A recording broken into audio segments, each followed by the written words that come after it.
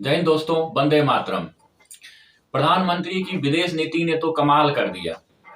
अजीत डोभाल जी पूरे वर्ल्ड में छा गए। अजीत डोभाल एनएसए भारत के, और प्रधानमंत्री जी का विदेश नीति मतलब हम रिश्तों की बात नहीं कर रहे पूरे देशों से।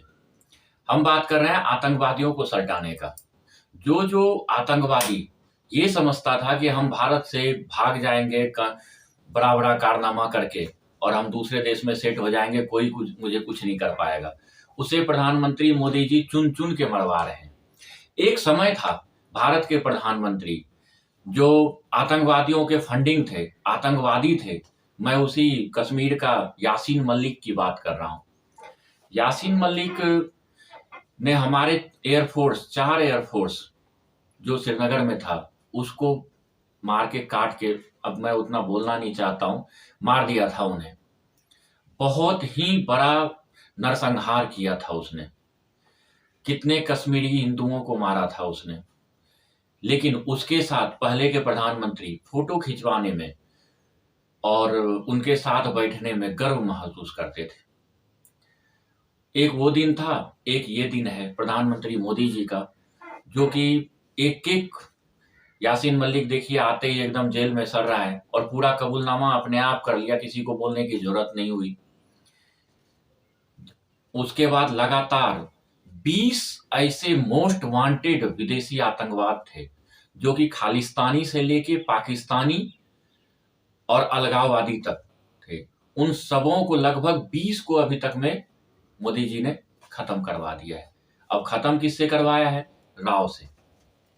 उसमें से सबसे ज्यादा मोस्ट वांटेड था दाऊद इब्राहिम, जिसे आप लोग जानते होंगे, जिन्होंने गुलशन कुमार को मरवाया था, संगीतकार गुलशन कुमार।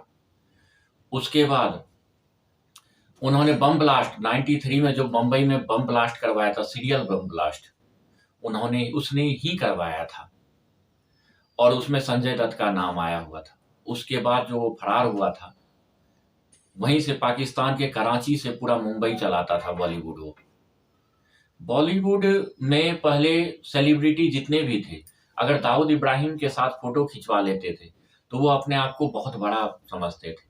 वह याद होगा शारजा कब जो हुआ था, वहां कितने स्टार थे जो कि उनके साथ फोटो खिंचवाने के लिए लाइन में लगे हुए थे। अभी तो ये चल रहा था कि जितनी भी पिक्चर चल रही है, जितने भी पिक्चर बनेगी, उसमें इलीगल करके दाऊद इब्राहिम का पैसा लगा हुआ रहता था और पूरा पैसा पाकिस्तान जाता था। वहां से अगर दाऊद इब्राहिम बोल दिया कि पाकिस्तान का पैसा, पाकिस्तान का हीरो हीरोइन इसमें लिया जाएगा, गायक लिया जाएगा, तो वही होता था। और ड्रग्स से तो ऐसा बना दिया है कि मुंबई को पूरा खत्म कर दिया ड्रग्स माफिया ने, और पूरे पूरे ड्रग्स दाऊद इब्राहिम के थ्रू आता था। अभी तक दाऊद इब्राहिम का जो मकान बना हुआ है 4 मंजिला 5 मंजिला मुंबई में, हाई कोर्ट का आदेश आज से 15 साल पहले का है कि उसे डेमोलिश करके गिरा दिया जाए, लेकिन किसी का हिम्मत नहीं हो रहा है कि उसको गिरा दिया जाए। इतनी बड़ी हस्ती थी दाऊद इब्राहिम। मोदी जी के नीति ने, अजीत डोभाल ने राव को, हाँ, लेकिन एक नीति और भी है कि मतलब मारना भी है और एक्सेप्ट भी नहीं करना है।